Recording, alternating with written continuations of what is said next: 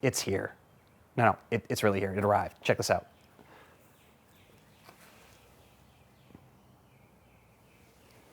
The Ooni Karu 16. I'm so excited they finally launched this oven. Let's break this box open and check out what's inside. I'm so excited. So you want to pull on that end, and I'll just hold this steady. You got it? There. Nice. Yeah. All right, well, one box down, another one to go. You might notice that this is a white box. This is a sample unit, okay? So you don't have all the branding on the outside of the box, but still, there's a Karu in here, and we're gonna get into it right now. This just flips up, and then there's another panel that you flip over, and now we've got the guts of the box. There's all sorts of stuff in here. What is this? What is this thing? This is the stone. It looks like it's in two pieces. Two pieces? Yep, two pieces. Let's take this out. So, there you go. There's one. These are pretty beefy, not gonna lie. Just as thick as any of the other stones that you get with any of your other Ooni ovens. It looks like about the same thickness. And that's kind of how this would go in the oven, like that. Nice. All right, let's dig in a little further, huh? This looks like all of the print, instructions and warranty and stuff like that come with the unit. Ooni always does a nice job with the design of this stuff. If you register your product, you get a 3-year warranty instead of a 1. Pretty sure that's the case. And then obviously the instruction manual right here, all of this stuff. Good information, read up, get to know your oven. The essentials guide, I followed this. When I got my first oven, I followed the essentials guide. Great photography in here and lots of great information. Karen, you're getting the Pro, so I should give you the essentials guide for the Pro so you can read up. There we go. This looks like the front door. Let's see. Shut the front door. Yeah, that's the front door. So I know that the smaller Karu does not have glass. The 16 has glass. Typically, all of the other pieces are inside the oven, so we need to get that out of the box, and then we'll break out some of the smaller components and take a look at those. So let's do that. Ready? Ugh. That wasn't so bad. It's pretty heavy, I gotta say. Do this. All right, check it out. Whoop, loose screw. Another loose screw. Looks pretty cool. Yeah, looks pretty slick, huh? Yeah. Okay, let's start taking stuff out of it, huh? What is this? That mounts on the back. This must be the wind guard on the back for the back of the oven. That's what I'm guessing here. And there's some little components here. Yeah, some bolts. Looks like an Allen key, I think. Yeah. So I got some AAA batteries. That's new.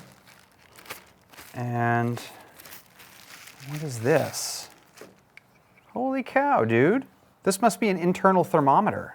That's my guess. I haven't read the instructions, so I don't really know. Maybe I should look at the manual. Karen, where's the manual?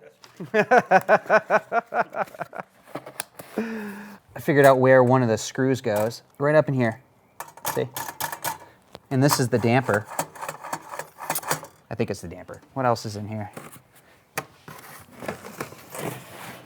right.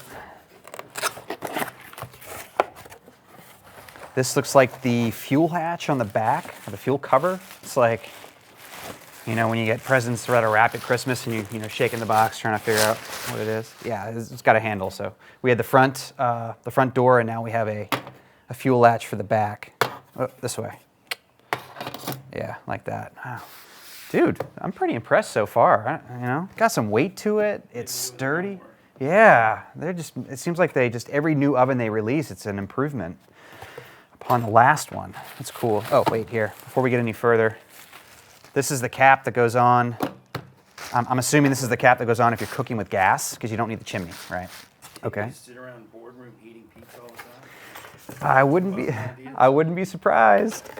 That's not such a bad position to be in, is it? I'll take that. Let me get this stuff out of the way. We got a long box in here, and I'm thinking that's the chimney. Put those over there. And it's wedged in here pretty good. There we go. Yeah, this has got to be the chimney. It's the only thing left, really. Yeah. There we go. And this guy here. Now, I've never used a Karu before, but these things, unlike the Pro, which has a little, like a little thing you flip over, I don't know what you call it, a little catch with a little lever that locks it in place. This thing, these Karus, they just go in and they turn, and you just sort of locks in place that way. So all you do is drop it in and turn. That's super easy. And oh, you got another damper here too. Interesting. Okay, let's put it all together. I'll just assemble all the pieces and we'll take a look at the unit when it's totally built. Missed one piece. This is the fuel tray. Oh, another, another screw. Again, sample unit, guys, sample unit. Yeah, here's the fuel tray.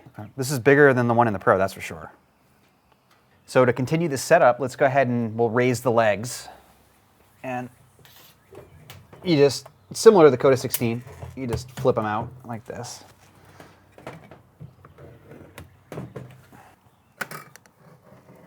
There, she's up. The next thing we're gonna do here is install this nifty little thermometer. Okay, this goes on the front of the oven and connects underneath to an internal probe. Let's do that. Probe. It's awkward to say probe. You were reaching for any word. This flips down, this little piece, and then you just attach the thermometer with a nut and bolt. Just like that. Okay, and then the probe comes back under the oven, and there are two little clips under here that the cable kind of rests in, just keeps it in place. There's an outlet right here, a female end that this plugs into. Perfect. Hey, the thermometer is all set. Let's go ahead and install the draft plate on the back of the oven. What this does is it helps regulate airflow into the oven when you're cooking with wood or charcoal, and it gives you a more consistent fire, which definitely helps with pizza preparation. Just makes life a heck of a lot easier. So what I've done is I've installed two of the supply screws, and I haven't threaded them in all the way, and I'm just gonna hang the plate off the back like this, and we're done. That's it, that simple. On to the stones, and this is kind of a narrow fit here. I don't want to scrape the sides up too much, but there's this first smaller piece goes all the way in the back like this, kind of under the fuel tray, and then the bigger one goes in front of it. And it's heavy, dude. Just like, fingers, there. Perfect, nice clean fit. Beautiful. Let's knock out the door, and I will pretty much be done with it at that. Whoops, almost forgot the fuel tray. Let me take the back hatch off so there's more light. And I'm just gonna slide this in all the way to the end, just like that, perfect fit. All right, onto the door. These little hangers right here, they need to rest on the pins inside the oven, just like that. And that just keeps the door stable while you add the screws at the bottom. Grab these screws right here, and then just right into this hole. Yeah, there we go. You don't want it super tight, just beforehand tight. There, perfect. And now the same thing for the other side. Perfect. Let's just make sure that we're good here, yeah. Yep, nice and sturdy, it stays put, that's nice. You'll notice there's a gap here. That's just because it's a sample unit, okay? Ooni already warned me about that. Shouldn't affect the performance whatsoever. Let's go bake some pizzas, but first, I say we get some B-roll. What do you think?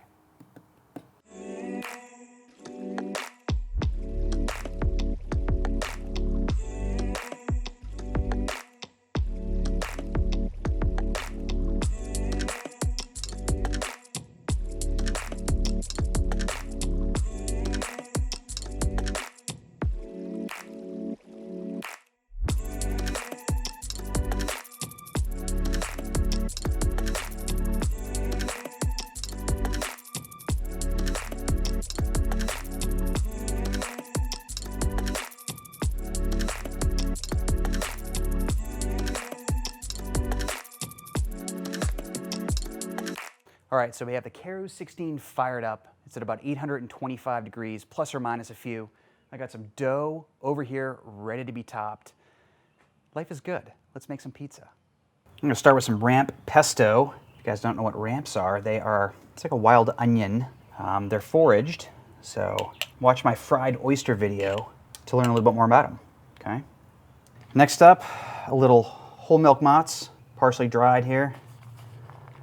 This is kind of what I had in my fridge, so might as well use it up. And then some fresh mozzarella. Not going too heavy. We're gonna make a white pizza, so no sauce in this one. I guess the pesto is kind of the sauce here. There, that looks good. Now we're gonna put some crumbled up homemade meatballs on here. So ramp, pesto, homemade meatballs, some mozzarella. And then to finish things off, that looks pretty good. I'm gonna add some shaved mushrooms. Yeah, that looks pretty good. Little parm. We're ready to rock and roll. Oh yeah, baby. She's rolling all right.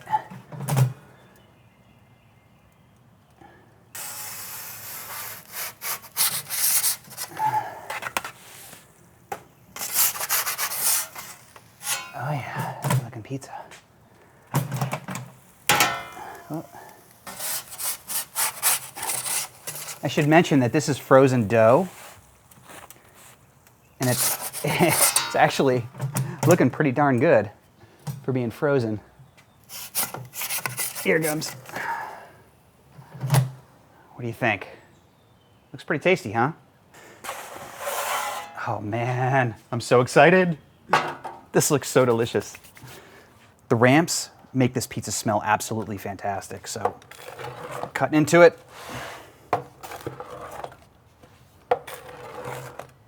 As I like to say, moment of truth.